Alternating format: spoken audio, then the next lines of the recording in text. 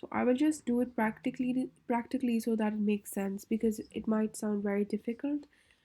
So I'll just do print power function, and I'll do 2 to the power of 3. Okay, and I will play that and I'll get the answer 8.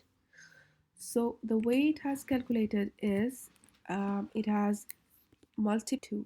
So 3 times it has multiplied itself. 2 by 2 is 4, and 4 by 2 is 8. So I've got 8 as an answer.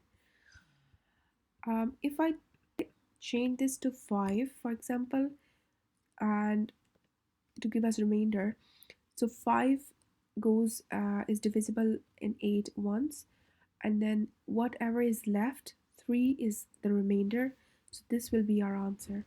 So we are just looking for remainders, not what's divisible. So 3 will be our answer.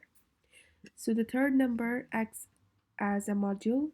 The first two numbers are multiplied as powers.